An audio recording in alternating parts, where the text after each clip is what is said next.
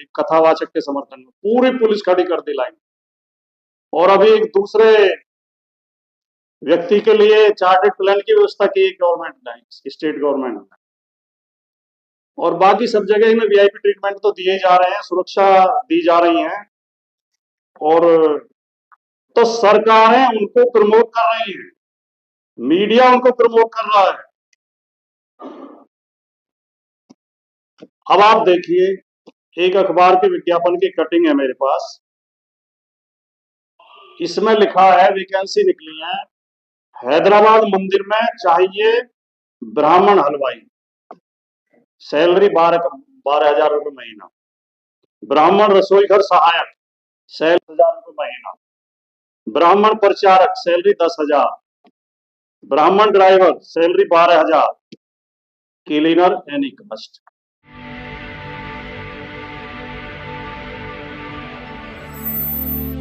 अखिल भारतीय SC ST OBC एवं अल्पसंख्यक संयुक्त मोर्चा का बहुत बहुत धन्यवाद, उनके सभी साथियों को बहुत धन्यवाद।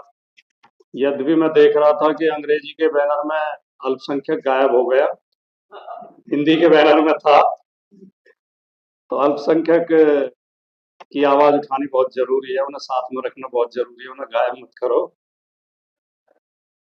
बहुत सुंदर आयोजन, आपने बहुत अच्छे विषय रखे हैं, मैं ज्यादा समय नहीं लूंगा। मैं आज सुबह अखबार में रामचंद्र गुहा जी का लेख पढ़ रहा था, वो हर संडे को कई अखबारों में उनके कॉलम छपते हैं, तो उन्होंने एक लेख लिखा है कि गांधी बनाम लेनिन, कई साथियों ने पढ़ा होगा। यद्यपि उसमें बाबा साहब का जिक्र नहीं है, क्योंकि वो दूसरे संदर्भ में गांधी और लेनिन की तुलना करना चाह रहे थे, लेकिन मैं मानता हूं कि उस लेख के साथ ही मैं ये जोड़ दूं कि 20वीं शताब्दी के ये 3 बड़े विचारक हुए हैं, जिन्होंने केवल किसी एक समुदाय को या एक देश को नहीं, पूरी दुनिया को अपने विचारों से प्रभावित किया, और पूरे दुनिया में उनके विचारों पे मंथन करने वाले, चिंतन करने वाले, कार्य करने वाले लोग हैं। तो मैं इस संदर्भ को उससे इसलिए जोड़ रहा हूं कि उन्होंने कहा कि लेनिन और गांधी दोनों का उद्देश्य एक था, गरीब, कमजोर, दबे कुचले, शोषित, वंचित के पक्ष में आवाज उठाना, उनके लिए व्यवस्था में बदलाव करना, परिवर्तन करना, लेकिन दोनों के साधन अलग अलग थे। लेनिन जो है हथियारों की क्रांति में विश्वास रखते थे, गांधी जी अहिंसा में विश्वास रखते थे, वो नैतिक परिवर्तन चाहते थे। लेकिन मैं ये देख के आश्चर्यचकित हूं कि वो दोनों जो बड़े विचारक थे 20वीं सदी के, और बाबा साहब तीसरे विचारक बड़ी सदी 20वीं सदी के, वो कमजोर के पक्ष में, गरीब के पक्ष में, वंचित के पक्ष में, दलित के पक्ष में, OBC के पक्ष में, आदिवासी के पक्ष में, महिलाओं के पक्ष में, अल्पसंख्यक समाज के पक्ष में व्यवस्था परिवर्तन चाहते थे। लेकिन आज जो सत्ता में बैठे हैं, इनमें से किसके पक्ष में परिवर्तन चाहते हैं?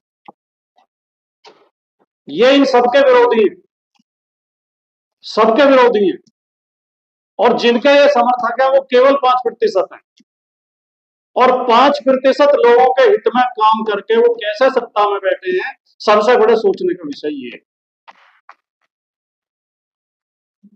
और इसका जवाब ये है कि वो हमारी मूर्खता की वजह से सत्ता में बैठे हैं, वो हमारी मानसिक गुलामी की वजह से सत्ता में बैठे। अभी अशोक भारती जी ने एक बहुत बढ़िया कोटेशन दी, मुझे बहुत अच्छी लगी, और मैं इसे आगे भी प्रयोग करूंगा, कि अत्याचार का विरोध करने वाले क्या है, पार्ट टाइमर है, और अत्याचार करने वाले फुल टाइमर है। इसमें मैं आपके इस बात से सहमत होते हुए, और बहुत सुंदर बात आपने कही, और ऐसी अच्छी बातें अचानक ही निकलती हैं, जो निकलती हैं सोच समझ के नहीं आई जाती।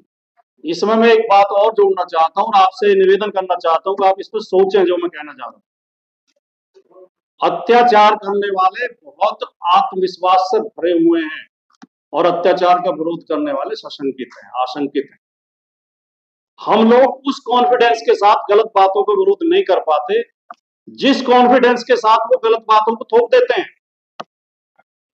फर्जी कहानियां, फर्जी किस्से, फर्जी पुस्तकें, फर्जी सिद्धांत, फर्जी श्लोक उठा लाएंगे कहीं से, जो तमाम हमारे खिलाफ हैं, जिनमें हमारी गुलामी की व्यवस्था की गई है, और वो इतने कॉन्फिडेंस के साथ बोलेंगे और अपने आप को महिमा मंडित करेंगे, और हम उतने आत्मविश्वास के साथ सच बात नहीं कह पाते जितने आत्मविश्वास के साथ वो झूठ बात कहते हैं। इसलिए मैं कहना चाहता हूं कि हम लोगों को, जो बाबा साहब ने कहा था कि शिक्षित बनो, शिक्षित तो काफी संख्या में हो गए हैं, ज्ञानवान काफी संख्या में हो गए हैं, लेकिन उस ज्ञान को दबाए बैठे हैं, उस ज्ञान को बाहर लाने की हिम्मत नहीं कर पाते। ये हमें पता है कि सामने वाला झूठ बोल रहा है और ये बहकाने की बात कर रहा है और फर्जी बात कर रहा है, लेकिन हम उस हिम्मत के साथ उसको विरोध नहीं कर पाते। इसलिए मैं पिछले कुछ महीनों से हर कार्यक्रम में जहां भी मुझे बोलने का मौका मिलता है, मैं एक बात जगह जगह कह रहा हूं कि भयमुक्त बनो और मुखर बनो, निडर बनो और मुखर बनो, डर न छोड़ दो, डरो मत। इससे ज्यादा ही हमारा क्या बिगाड़ेंगे जो अब तक बिगाड़ेंगे, फिर काहे बात का डर। अभी जो साथी बता रहे थे, अशोक जी बता रहे थे, उनसे पहले कौन साथी बोले थे, वो अंकुश जी बोले थे, शायद अंकुश नाम था, नहीं, अंकुश जी कह रहे थे कि पीछे झाड़ू बांध दी गई, गले में हांडी टांग दी गई, और बहुत बातें मैं कहना नहीं चाहता जो जो हुआ। तो उससे ज्यादा ही हमारा क्या बिगाड़ेंगे, उससे ज्यादा और क्या कर लेंगे ये बताओ। तो इसलिए कहने में डरो मत, कहो। उनके लोग, ये मेरी व्यक्तिगत जानकारी में है, इसके मेरे पास प्रमाण हैं कि कुछ जो ये कथावाचक हैं और गेरुए वस्त्र पहन के, मोटे बीजों की माला, माथे पर लंबा चौड़ा तिलक लगा के, ऐसे भारी संख्या में वेतन भोगी लोग हमारे बीच में छोड़े गए हैं, पैसे दे दे के हमारे बीच में छोड़े गए हैं कि जाओ लोगों को बहकाओ। उनकी सरकार भी मदद करती है, उनकी प्रशासन भी मदद करता है, उनकी मीडिया भी मदद करता है। मीडिया में उनके ऐसे ऐसे घटिया बयान चलाए जाते हैं, और आपने देखा होगा अभी एक पुलिस लाइन में एसएसपी ने वो परेड करा दी उनके समर्थन में, कथावाचक के समर्थन में, पूरी पुलिस खड़ी कर दी लाइन। और अभी एक दूसरे व्यक्ति के लिए चार्टेड प्लेन की व्यवस्था की गवर्नमेंट ने, स्टेट गवर्नमेंट ने, और बाकी सब जगह इन्हें वीआईपी ट्रीटमेंट तो दिए जा रहे हैं, सुरक्षा दी जा रही है, और तो सरकारें उनको प्रमोट कर रही है, मीडिया उनको प्रमोट कर रहा है। अब आप देखिए, एक अखबार के विज्ञापन की कटिंग है मेरे पास, इसमें लिखा है, वैकेंसी निकली है, हैदराबाद मंदिर में चाहिए ब्राह्मण हलवाई, सैलरी 12,000 रुपये महीना। ब्राह्मण रसोई घर सहायक, सैलरी 1,000 रुपये महीना। ब्राह्मण प्रचारक, सैलरी 10,000। ब्राह्मण driver, salary 12,000। Cleaner any cast, cleaner किसी भी जाति का चले। किसी चैनल पे आपने डिबेट देखी कि कैसा विज्ञापन है, ऐसा क्यों किया जा रहा है? आज जब बाबा साहब का संविधान इस देश में लागू है, जब हम लोकतंत्र का दम भरते हैं, जब हम सामाजिक परिवर्तन का दम भरते हैं, तब भी अखबार में इस तरह का विज्ञापन छप रहा, क्यों नहीं सरकार इसके खिलाफ एफआईआर दर्ज कर रही, और जिन्होंने विज्ञापन दिया इन्हें जेल में क्यों नहीं डाला जा रहा? एक कभी उत्तर प्रदेश में एक ब्राह्मण लड़के की शादी हुई, वो समाजवादी पार्टी कार्यकर्ता, उसने पार्टी के अध्यक्ष श्री अखिलेश यादव जी को निमंत्रण दिया। अखिलेश यादव उसकी शादी में गए, तो दूल्हे और दुल्हन दोनों ने उनके पैर छू लिए। आम बात है, शादी में कोई बड़ा आया है तो दूल्हा दुल्हन पैर छू के आशीर्वाद ले लें। तो इसमें एक समुदाय के लोग इतने नाराज हैं, इतने रुष्ट हैं, इतनी चिंता उन्हें हो गई। ये हमारे एक पंडित जी त्रिपुरारी पांडे जी हैं, उस पर लिख रहे हैं एक्स पे, एक ब्राह्मण का पुत्र अखिलेश यादव का पैर छूकर आशीर्वाद ले रहा है, और कुछ देखने को बाकी है, नाश हो गए भाई। मतलब हमारे 80-80 साल के बुजुर्ग उनके नीचे बैठे, खाट के नीचे जाके, वो खाट पे बैठे रहे, वो उनके पैर भी छुए, 10-10 साल के लड़कों के पैर छुआ उनसे, कोई नाश नहीं होगा। एक राष्ट्रीय स्तर के नेता के पैर छू लिए दुल्हन दुल्हन ने तो नाश हो गया। बीजेपी के सांसद हैं अजय भट्ट उत्तराखंड के, संसद के अंदर बोला है, ऐसा नहीं कहीं सड़क पे या चाय की ठपरी पे बोल दिया, संसद के अंदर, लोकसभा के अंदर। कह रहे लड़की की शादी ना हो रही हो, नौकरी नहीं लग रही हो, घर में कहीं पर उठापटक हो रही हो, पति पत्नी में नहीं बन रही हो, लड़का बिगड़ गया हो, गाल दूध नहीं दे रही हो, आप राम जय राम जय राम जय राम बोलिए, सब काम बन जाएंगे। ऐसी मूर्खतापूर्ण बातें जिस देश में सुनियोजित तरीके से बढ़ाई जा रही हैं, प्रसारित की जा रही हैं, थोपी जा रही हैं, उसमें हमें बहुत ज्यादा सोचने, बहुत ज्यादा काम करने की जरूरत है और इनका मुखर तरीके से विरोध करने की जरूरत है, इन मूर्खतापूर्ण बातों का। एक स्वयंभू जगत गुरु हैं, नाम आप कोटेशन सुनाते ही समझ जाएंगे। वो कह रहे हैं हम ब्राह्मण हैं, हमारे अंदर इतनी शक्तियां होती हैं कि बिना संभोग के बच्चा पैदा कर सकते हैं। हम शादी के बाद तंत्र मंत्र और सिद्धियों से बिना संभोग के बच्चा पैदा कर देते हैं। ये वही है जो कह रहे थे कि ये पाठक, त्रिगुणायत, चौबे, दीक्षित, ये तो नीच ब्राह्मण होते हैं। हाँ। एक उनका शिष्य है, वो कह रहा ब्राह्मण है, हम उच्च जाति के हैं, क्षत्रिय वैश्य शूद्र हमारे मूत्र से पैदा हुए हैं। सदियों से लोग ब्राह्मणों के चरण धोकर पीते हैं। जब ऐसी खराब खराब बातें कही, मैं ये केवल इसलिए मैंने ये बातें बताई, ये थोड़े से उदाहरण दिए कि फिर बाबा साहब का संविधान बचा कहां, फिर संविधान होने का आप दावा क्यों करते हैं। और जो अभी पीछे अभी जो बात आई कि आपका जो विषय है सरकारी नौकरियों का निजीकरण किया जा रहा है, सबको पता है, जो बड़ी बड़ी संस्थाएं निजीकरण किया जा रहा है, और हायर जुडिशरी में और मीडिया में दो जगह तो सामाजिक न्याय जीरो है, शून्य है।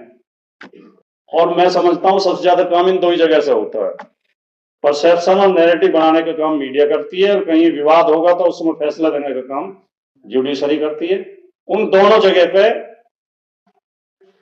सामंतवादियों को कब्जा है पूरी तरह। तो हमें आवाज तो ये उठानी होगी कि प्राइवेट सेक्टर में आरक्षण किया जाए, और जुडिशरी में आरक्षण किया जाए, और मीडिया में आरक्षण किया जाए। मीडिया में आरक्षण की व्यवस्था हो, और इसकी व्यवस्था किए बिना देश में न्याय मिल ही नहीं पाएगा। नहीं तो 90% लोग जो थोड़े बहुत 40, 45, 50 साल में, हम आजादी के बाद, संविधान लागू होने के बाद 1950 के बाद 40-45 साल में थोड़े आगे बढ़े थे सामाजिक न्याय की दिशा में, थोड़ी समरसता आई थी। अभी अशोक भारती जी संख्या बता रहे थे कि इतने हमारे प्रोफेसर हैं, इतने असिस्टेंट प्रोफेसर हैं, तो ये थोड़े बहुत लोग आए थे, वो बंद हो गए हैं। अब वो NFS सिस्टम लागू हो गया है। अब जो पहले ये होता था कि मंदिर में प्रवेश वर्जित है, तालाब में पानी नहीं पी सकते, मटके को छू नहीं सकते, घोड़े पे बैठ नहीं सकते, मूछ नहीं रख सकते, और तुम्हारी परछाई हमारे ऊपर नहीं पड़नी चाहिए। अब वो सिस्टम दूसरा रूप बदल के आ गया है।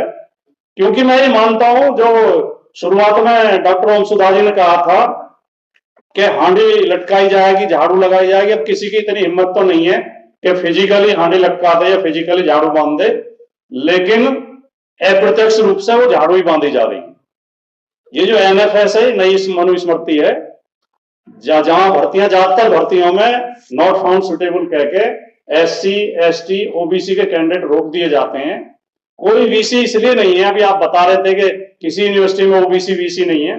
जब OBC, पहली बात तो असिस्टेंट प्रोफेसर ही नहीं बनेगा, तब वो जाके प्रोफेसर बनेगा, फिर 10 साल प्रोफेसर रह लेगा, तब VC का नंबर आएगा।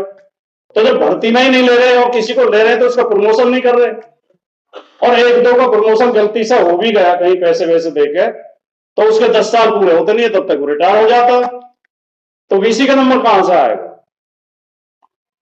सवाल यह है कि उत्तर प्रदेश में अभी 4-5 भर्तियां निकली बहुत जल्दी में।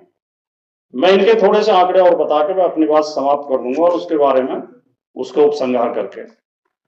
राजस्व लेखपाल की जगह निकली है 7,994। 27% ओबीसी और 21% एससी का आरक्षण मिलकर इन्हें मिलनी चाहिए थी 3,997 सीट, लेकिन दी है 3,037। 960 सीट की बेईमानी कर ली गई है। उसमें आवाज उठी है तो थोड़ा कह रहे हैं कि सुधार करेंगे, कुछ करेंगे, लेकिन मुझे नहीं लगता कुछ कर पाएंगे, क्योंकि 69,000 शिक्षक भर्ती में अभी तक नहीं कर पाए। 69,000 शिक्षक भर्ती में 29,339 पद एससी और ओबीसी के चोरी किए इन्होंने। 29,339, और वो केस राष्ट्रीय पिछड़ा वर्ग आयोग, उसके बाद हाईकोर्ट के बाद सुप्रीम कोर्ट में है, जबकि वो केवल स्टूडेंट की शिकायत पर सरकार ही कर सकती थी उसको व्यवस्था। और हाईकोर्ट का तो स्पष्ट आदेश था कि पहली मेरिट कैंसिल की जाए और नई मेरिट बनाई जाए। आरक्षण में वो धांधली हुई है, लेकिन सरकार ने नहीं किया। सुप्रीम कोर्ट में अब केस है। पशु चिकित्सा अधिकारी के 404 पद निकले हैं। 404 में एक भी ओबीसी को नहीं दिया, ओबीसी 0। जो विज्ञापन छपा उसमें बाकायदा ओबीसी 0। बांदा कृषि विश्वविद्यालय में भर्ती हुई पिछले दिनों 15 असिस्टेंट प्रोफेसर भर्ती हुए, जिनमें 12 जनरल लिए गए, और इन 12 में भी 8 राजपूत और 4 ब्राह्मण। अब कम से कम एक बात पर तो ब्राह्मण गर्व करते ही थे, और जगह हो ना हो, स्कूल कॉलेजों में तो यूनिवर्सिटियों में तो हम ही ज्यादा आते हैं। अब जब से योगी जी उत्तर प्रदेश के मुख्यमंत्री बने, योग्यता ट्रांसफर हो गई है। पंडित जी की तरफ से योग्यता सिंह साहब की तरफ चली गई है। अब उसमें 12 में 8 राजपूत और 4 ब्राह्मण भर्ती हुए। यही वजह है जो हमारे ब्राह्मण विधायक मीटिंग कर रहे हैं, जो अलग मीटिंग हो रही है। इसकी पीड़ा यही है कि हम कॉलेज से भी बाहर और जगह से तो ही रहे थे, और अब तो पंडित जी ये कह रहे हैं हमसे, खुद हमसे कह रहे हैं जी इतना अन्याय तो हमारे साथ एसपी और बीएसपी की सरकार में भी नहीं हुआ जितने योगी जी कर रहे हैं। तो मैं तो राहत इंदौरी का शेर याद आता है मुझे तो, कि लगेगी आग तो आएंगे सभी घर जद में, यहाँ पे सिर्फ हमारा मकान थोड़ी है। जब भैया जब हमारे साथ अन्याय हो रहा था तब तो तुम ताली बजा के वो देख रहे थे तमाशा। लखीमपुर खीरी सहकारी बैंक में भर्ती हुई 27, ओबीसी 14 होने चाहिए थे। 27% आरक्षण के हिसाब से 8 लिए गए केवल। यूपी में जो अभी मैं बता रहा था पोस्ट निकली हुई है मेडिकल ऑफिसर की, 365 पोस्ट है। इसमें क्या बोलते हैं, इसे एलोपैथी में। ओबीसी की 99 सीट होनी चाहिए, 28 दी है। ये विज्ञापन बता रहा हूं जो अखबार में छपे हैं, उनसे नोट करके लाया हूं मैं। परिवर्तन सिपाही की 129 पोस्ट है, उनमें 99 होनी चाहिए, ओबीसी की 30 दी है केवल। तो ये अन्याय सरेआम हो रहा है। आरक्षित सीटें भी नहीं दी जा रही हैं। और लोकसभा में जब सवाल पूछा गया था तो लोकसभा में जवाब है केंद्र सरकार का कि एससी एसटी ओबीसी के केंद्रीय नौकरियों में, केंद्र सरकार की नौकरियों में 42,000 पद खाली हैं। ये तो सरकार का जवाब है सदन के अंदर। तो साथियों, मैं ये कहना चाहता हूं केवल कि इतना अन्याय करने की हिम्मत और इतने बड़बोलेपन की हिम्मत और इतनी खराब बातें कहने की हिम्मत 5% लोग तब तक कर पा रहे हैं जब तक ये 95% लोग सोए हुए हैं, या ये समझ नहीं पा रहे हैं, या ये मुखर नहीं है, या ये बोलते नहीं है। भाई हमें एक ही बात करनी है, सारी समस्याओं का इलाज ये है कि जहां गलत बात हो वहीं मुंह पे विरोध करो, जम के विरोध करो। जय भीम, जय भारत।